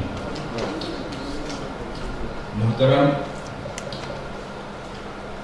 پیرزادہ قاسم رضا صدیقی صاحب صدر محفل، محترم سہار انصاری صاحب، محترم مسلم شمیم صاحب، عزیزہ امبر حسیب امبرین حسیب امبر صاحبہ، اور عزیزہ مانی صدر تاج اور معزز حاضرین، یہ میرے لیے واقعی بہت خوشی اور سعادت کا مقام ہے کہ میں زندگی میں پہلی بار اپنے وطن سے دور رہنے کے بعد آج اپنے وطن میں اور ان اہل علم و شعر و ادب کے درمیان ہوں کہ جس کا تصور میرے ذہن میں یعنی مشکل تھا. ملاقات تو ہوتی رہی ہے کہ آنے والے بھی جدہ میں آتے ہیں، لیکن ان 2 باوقار اداروں کے تحت یہ منعقد ہونے والی تقریب میرے لیے واقعتاً اعزاز کی بات ہے. حضرات، مجھے کوئی کمال نہیں ہے سوائے اس کے کہ اللہ تعالیٰ نے اپنی رحمت کو مجھے نوازا ہے اور ہمیشہ مجھے میری حیثیت سے زیادہ مقام ملا ہے. تو میں آپ لوگوں کا بہت شکر گزار ہوں اور چند اشعار پیش کروں گا، اور اس طریقے سے کہ میری شاعری کے ایک سے زیادہ آپ لوگوں کے سامنے آ رہے ہیں. میں عرض کرتا ہوں کہ میں نے جس دن سے تیرا نقش کفِ پا دیکھا، میں نے جس دن سے تیرا نقش کفِ پا دیکھا، پھر تیرے سر کی قسم منہ نہ کسی کا دیکھا. میں نے جس دن سے تیرا نقش کفِ پا دیکھا، پھر تیرے سر کی قسم منہ نہ کسی کا دیکھا. دید پر تیری تصدق تیری قربت کے نثار، دید پر تیری تصدق تیری قربت کے نثار. میں نے خوشبو کو چھوا پیکر نغمہ دیکھا، میں نے خوشبو کو چھوا پیکر نغمہ دیکھا. میں تو انسان ہوں فرشتے بھی بہک سکتے ہیں، میں تو انسان ہوں فرشتے بھی بہک سکتے ہیں. دیکھ پائیں وہ اگر حسن جہاں تاب تیرا، میں تو انسان ہوں فرشتے بھی بہک سکتے ہیں. دیکھ پائیں وہ اگر حسن جہاں تاب تیرا. آرزو چشم و لب و ابرو و گیسو ہی نہیں، آرزو چشم و لب و ابرو و گیسو ہی نہیں. ایک قیامت ہے ہما پہ کر شاداب تیرا. میں کہتا ہوں کہ گو نعرے سلطانی جمہور ہے دلکش، گو نعرے سلطانی جمہور ہے دلکش. جو کام ہے سورج کا ستارے نہیں کرتے، گو نعرے سلطانی جمہور ہے دلکش. جو کام ہے سورج کا ستارے نہیں کرتے. لاکھوں کہو امبو مگر کار نمایاں افراد ہی کرتے ہیں، ادارے نہیں کرتے. لاکھوں کہو امبو مگر کار نمایاں افراد ہی کرتے ہیں، ادارے نہیں کرتے. افراد ہی کرتے ہیں، ادارے نہیں کرتے. میں چند شعر مختصر یعنی چھوٹی چھوٹی چیزیں بناؤں گا. تو بے قدر ہی رہتا ہے یہ قطع، بے قدر ہی رہتا ہے زمانے میں ہمیشہ. بے قدر ہی رہتا ہے زمانے میں ہمیشہ جو اپنے شب و روز پہ حاوی نہیں ہوتا، جو اپنے شب و روز پہ حاوی نہیں ہوتا، اور تاریخ وہ سچی ہے جو نیزے سے لکھی جائے، تاریخ وہ سچی ہے جو نیزے سے لکھی جائے، اور شمشیر سے سچا کوئی راوی نہیں ہوتا، شمشیر سے سچا کوئی راوی نہیں ہوتا۔ چار شعر کی مختصر سی غزل۔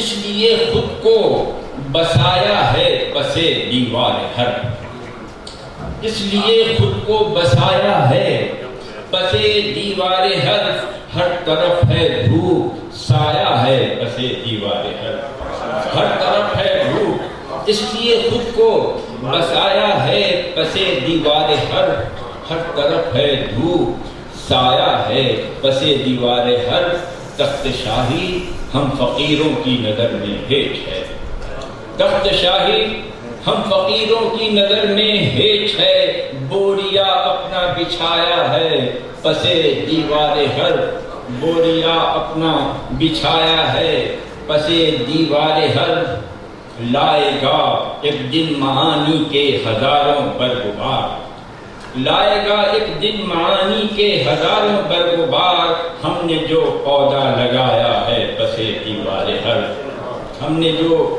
پودا لگایا ہے پسے دیوار حرب، کھول دے پروردگار ہر باب آگہی، کھول دے پروردگار ہر باب آگہی، یہ نئی میزار آیا ہے پسے دیوار حرب۔ یہ تھی چار شعر کی غزل کہ یوں تو بہت ہیں، یوں تو بہت ہیں شہر میں دیوار و در بلند، یوں تو بہت ہیں شہر میں دیوار و در بلند، ڈھونڈے سے بھی مگر نہ ملا کوئی سر بلند، ڈھونڈے سے بھی مگر نہ ملا کوئی سر بلند، سر دے کے سرفرازی کی قیمت چکائیں گے، سر دے کے سرفرازی کی قیمت چکائیں گے، اس عزم ہی سے ہم نے رکھا اپنا سر بلند، اس عزم ہی سے ہم نے رکھا اپنا سر بلند۔ دیکھیے شاید تو اس حصار سے باہر نہ آ سکے، شاید تو اس حصار سے باہر نہ آ سکے، دیوار احتیاط نہ کر اس قدر بلند، دیوار احتیاط نہ کر اس قدر بلند، یا رب تیرا کرم ہے مجھے کیا نہیں دیا، یا رب تیرا کرم ہے مجھے کیا نہیں دیا، بے لوث دل ضمیر منور نظر بلند۔ یہ آخری مختصر غزل سنا رہا ہوں کہ زور طوفان سے، زور طوفان سے اشجار ثمر بار گرے، زور طوفان سے اشجار ثمر بار گرے، اب یہ ڈر ہے نہ کہیں گھر کی بھی دیوار گرے، اب یہ ڈر ہے نہ کہیں گھر کی بھی دیوار گرے، اور سر تو گر سکتا ہے میدان وغا میں کٹ کے، سر تو گر سکتا ہے میدان وغا میں کٹ کے، غیر ممکن ہے میرے ہاتھ سے تلوار گرے، غیر ممکن ہے میرے ہاتھ سے تلوار گرے، اور ایک دو قطروں سے بدلے گا نہ موسم کا مزاج، ایک دو قطروں سے بدلے گا نہ موسم کا مزاج، خون کی دھاریں بہیں ظلم کی دیوار گرے، خون کی دھاریں بہیں ظلم کی دیوار گرے،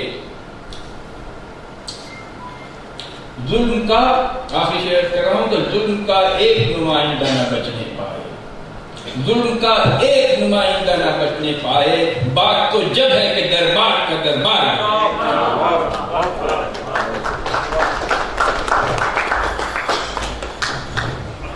محترم ڈاکٹر نعیم حامد علی صاحب اپنا کلام سنا رہے تھے۔ اب میں جناب پروفیسر سہار انصاری صاحب سے گزارش کروں گا کہ وہ اپنے خیالات کا اظہار فرمائیں۔ پروفیسر سہار انصاری صاحب۔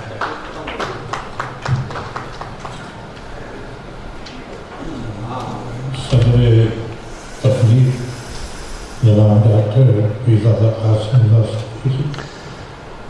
اعتراف کمال کے لیے جو تشریف لائے ہیں اس محفل میں، وہ ڈاکٹر سید نعیم حامد अली हामिद, मुस्लिम सलीम साहब,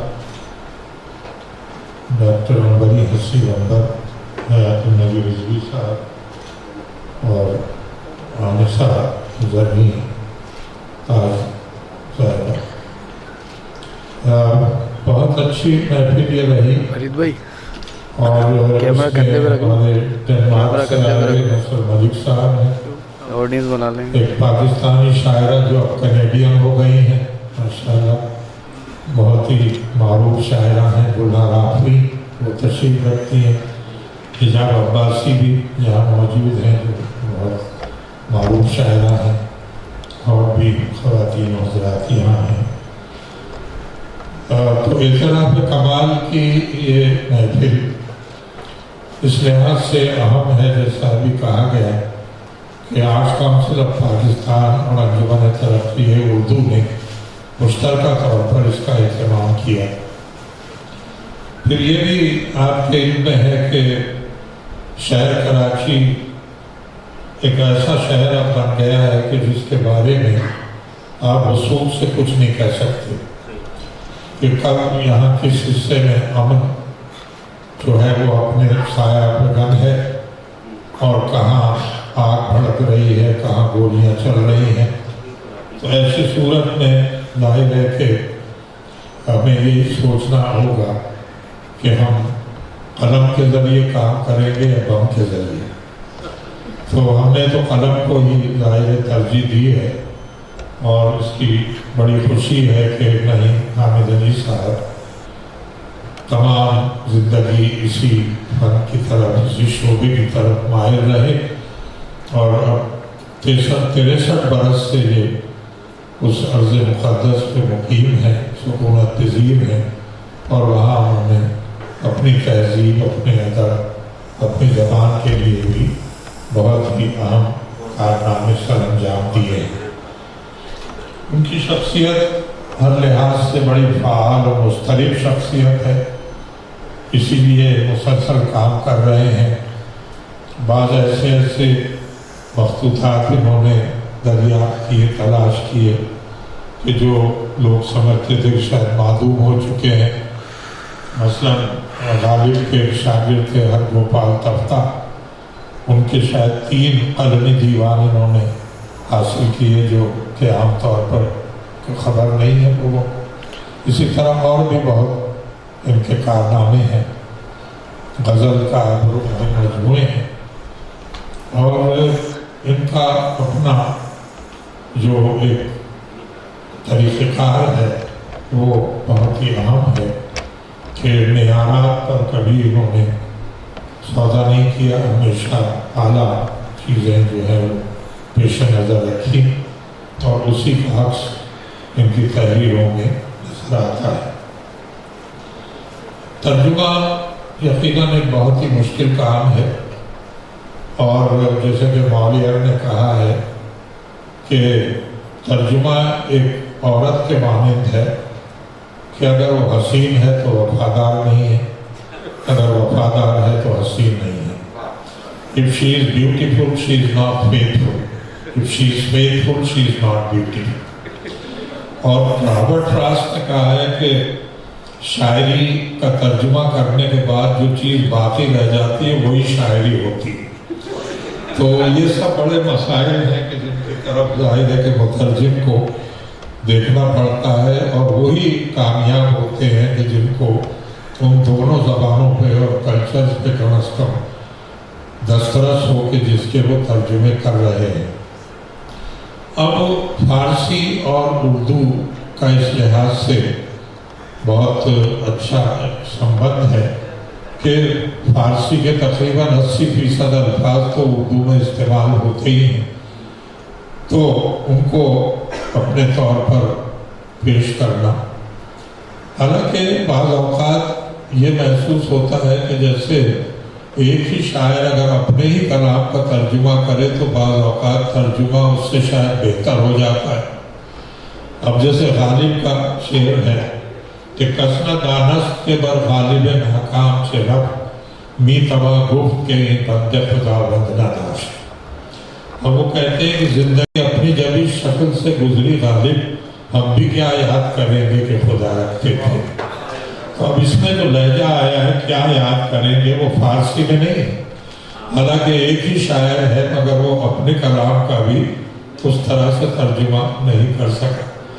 یا اسی طرح ایک فارسی کا شعر ہے کہ زفاف تاب قدم ہر کجا کے می نگرم کرشمہ دامن دل می کشت کے جاہی جاست. اب میر تقی میر کہتے ہیں کہ سراپا پہ جس جا نظر کیجئے وہی عمر ساری بسر کیجئے. اب کیا ہے اس کا جواب؟ تو ترجمہ بھی بعض اوقات جو ہے وہ اپنے اصل سے بڑھ جاتا ہے. اب تو میر ہمارے نعیم حامد علی صاحب کی ہم نے ترجمے دیکھے تو اس کا کی بڑی خوشی ہوئی کہ بہت سے اشعار انہی زمینوں میں، انہی بحور میں ہیں، انہی قوافی میں ہیں، جو ایک مشکل کام تھا. اس طرح کا ایک کام جو ہے وہ شان الحقی صاحب کے والد شان الحقی نے حافظ کا جو کیا ہے لسان الغیب کے نام سے، اس میں یہی انتظام رکھا ہے کہ بحر بھی وہی ہو، ردیف و قافیہ بھی وہی. تو یہ مثالیں ظاہر ہے کہ ہمارے اردو ادب کو بہت زیادہ مالا مال کر رہے ہیں، اور جدید دور میں یہ کام نعیم صاحب نے کیا. اب بیدل کا جہاں تک تعلق ہے تو جیسے ہم دیکھتے ہیں کہ مولانا روم اتنے بڑے شاعر ہیں، اب تو ساری دنیا میں ان کی دھوم ہے، لیکن بیشتر اردو داں طبقے تک ان کا نام اقبال کے ذریعے پہنچا. اسی طرح بیدل کی عظمت کے باوجود اگر غالب انہیں اتنی اہمیت نہ دیتے تو شاید اردو داں طبقہ کم از کم ان سے اس طرح واقف نہ ہوتا. اور بعد میں خود اقبال بھی بیدل کے بہت زیادہ قائل ہوئے کہ انہوں نے جب یہ ذکر ہے کہ یونیورسٹی کے طلبہ جب ان کے پاس پہنچے اور کہا کہ ہم یوم غالب منانا چاہتے ہیں تو ان کا وہ تو مناؤ ضرور، لیکن یوم بیدل منانا چاہیے، اس لیے کہ اس میں فکر کا اور جو مضامین کا تنوع ہے وہ شاذ و نادر شعراء کے یہاں ملتا ہے. تو اس طرح سے ان کا بہرحال ایک اپنا مقام ہے. اب بعض اشعار تو ایسے ہیں کہ شاید ان کا ترجمہ ممکن ہی نہ ہو. کہتے ہیں کہ ہمہ عمر پاتو قدا زدیمو نہ ربط رنج خمار ماں چے قیامتی کے نبی رسیج کنار ماں کنارے ماں.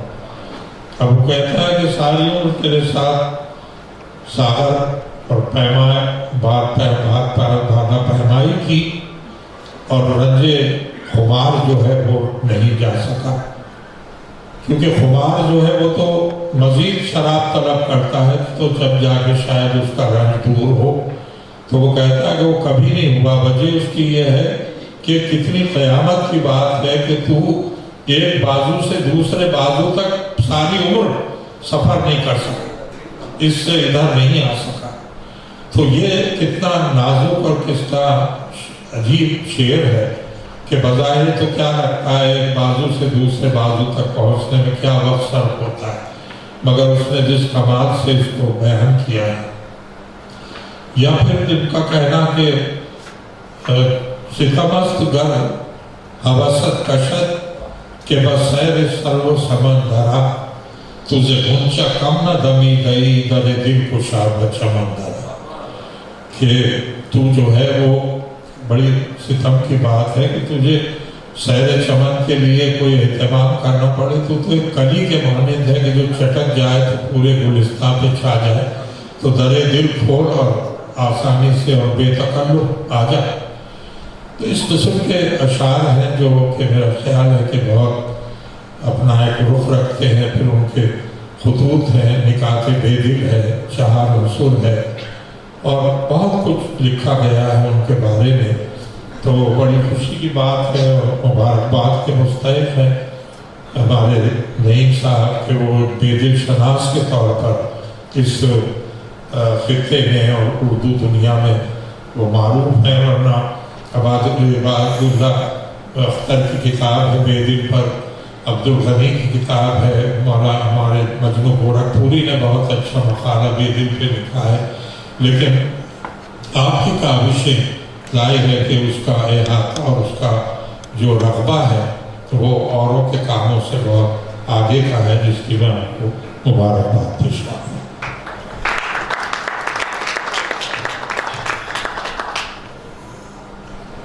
اور اب آخر میں آج کے محفل کے صدر محترم ڈاکٹر پیرزادہ قاسم رضا صدیقی صاحب سے گزارش کروں گا کہ وہ اپنے خیالات کا اظہار فرمائیں۔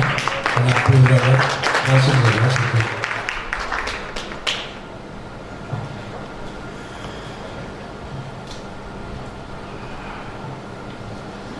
بسم اللہ الرحمن الرحیم، محمد صلی اللہ رسول الکریم۔ جناب محترم سہار انصاری صاحب،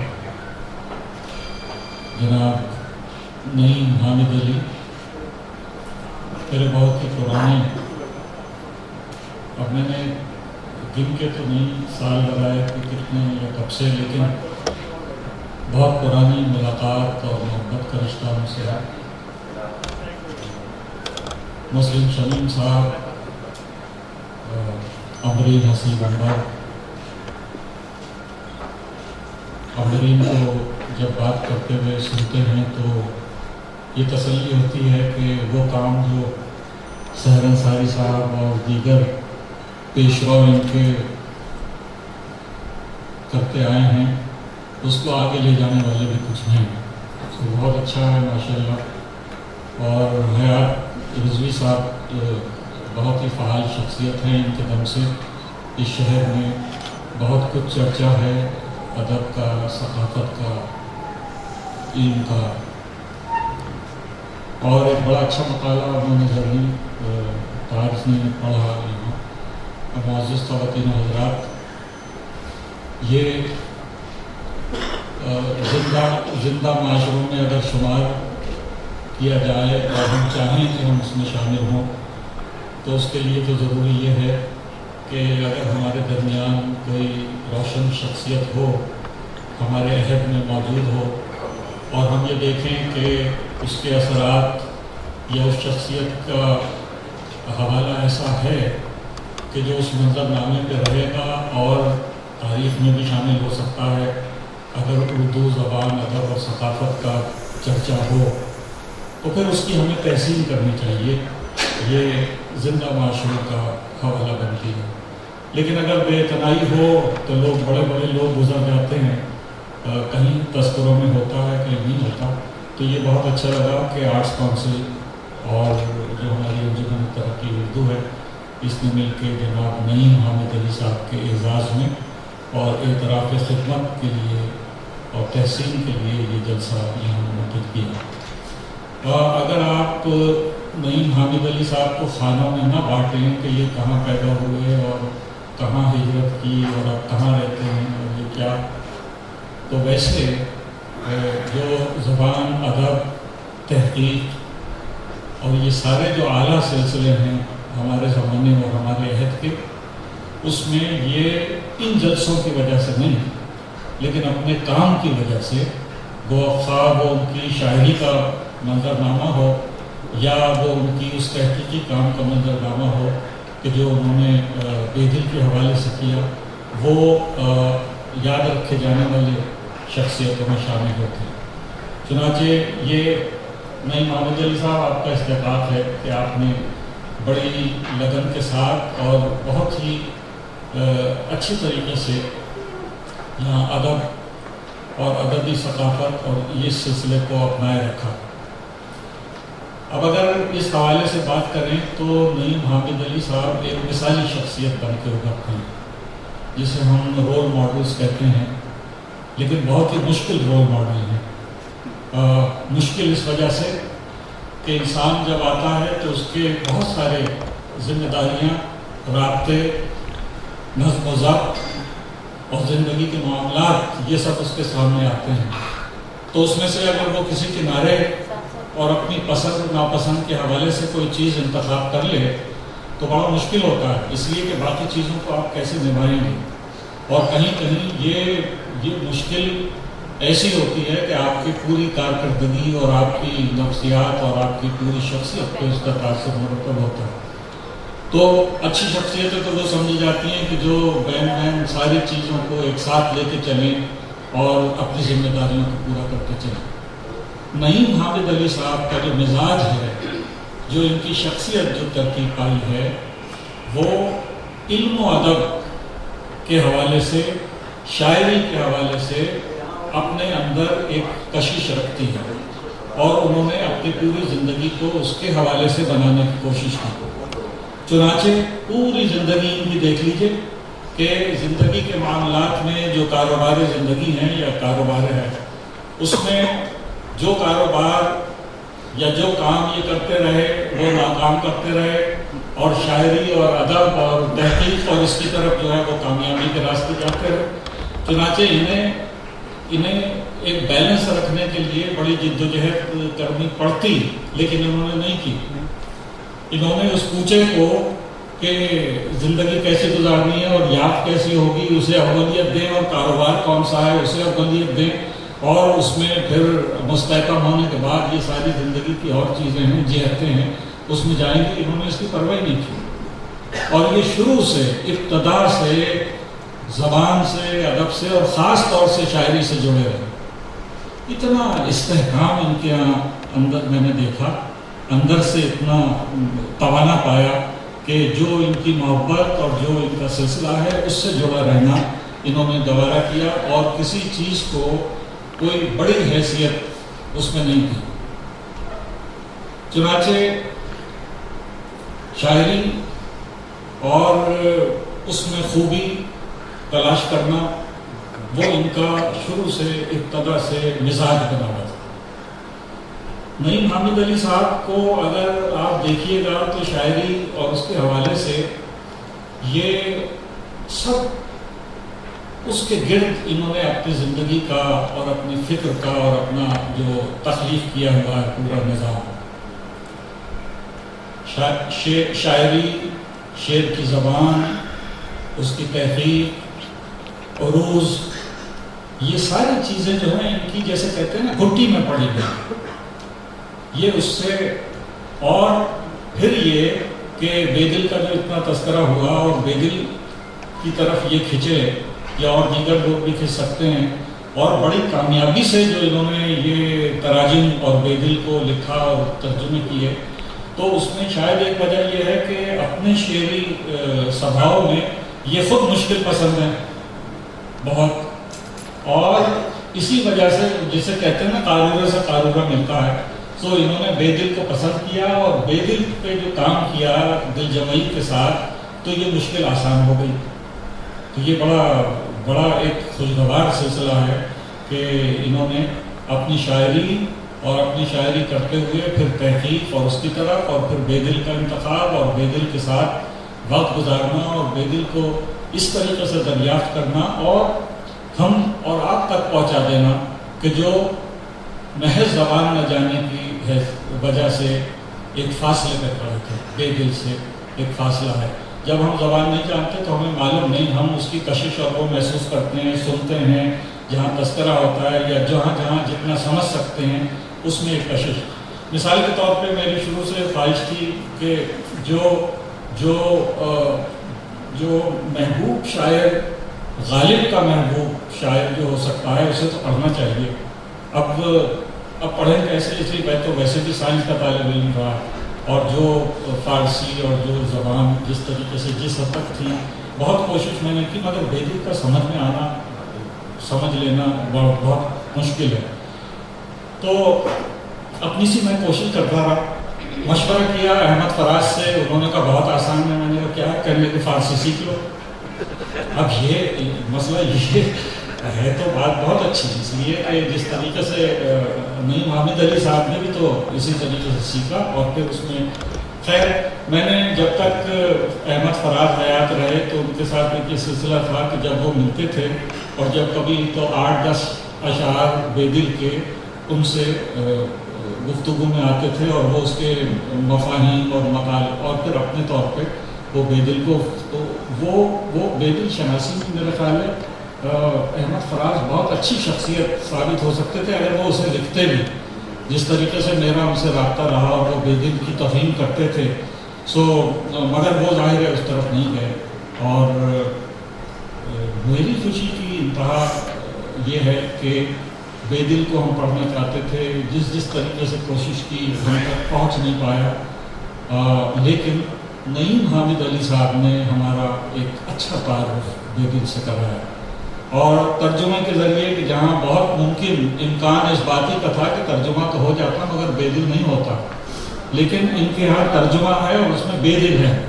जिस तरीके से मैंने फराज साहब से और देखा और सुना और सीखा, तो ये बड़ी कामयाब कोशिश नईम हामिद अली साहब की है और अभी तक वो उसमें लगे हुए हैं और कई चीज़ें इनके उसमें शामिल हैं जो आगे ये प्रोग्राम है ये काम करेंगे।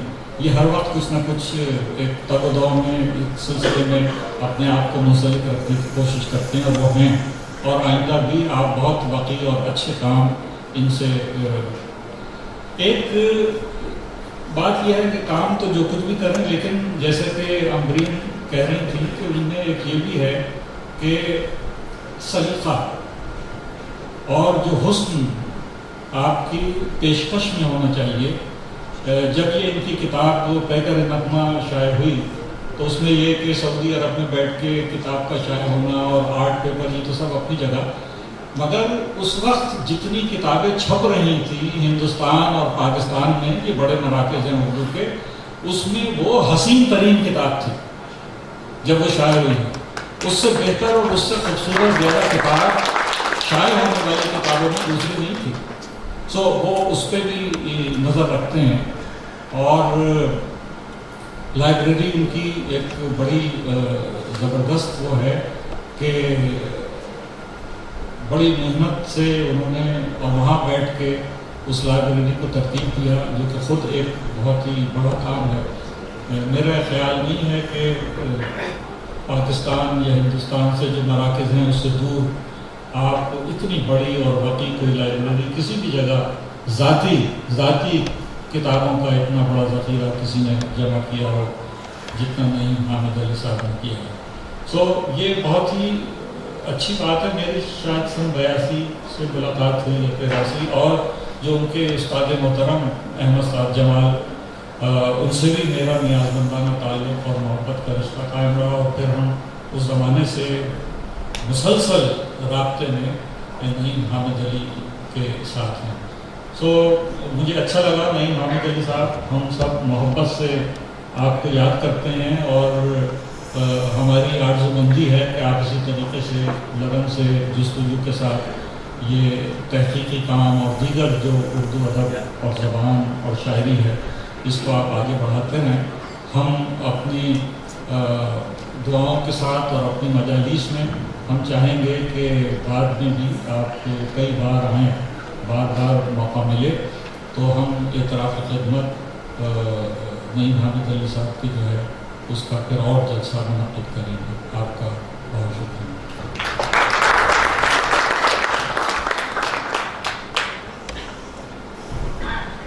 इससे पहले कि जलसे के ख़िताम का ऐलान किया जाए, मैं चाहूँगा कि अपनी जानिब से और अपने इदारे की जानिब से ज़ाविया हयात की तरफ से शील्ड और फूल पेश करूँ नईम हामिद अली साहब के लिए।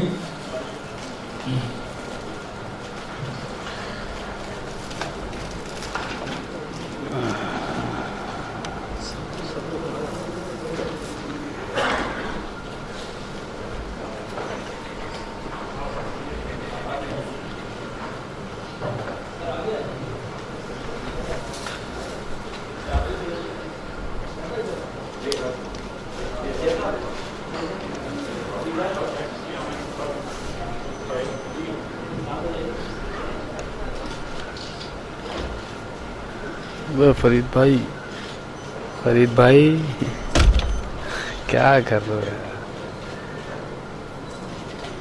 देर आना पड़ेगा, कंधे को उठाना पड़ेगा, यही सोच। लॉन्ग में आएगा नहीं ना यार, क्या यार तुम लोगों ने कबाड़ा कर दिया।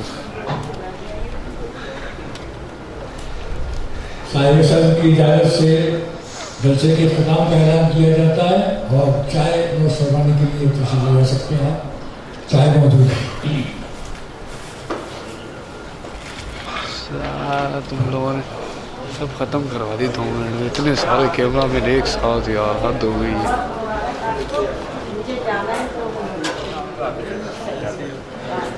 है।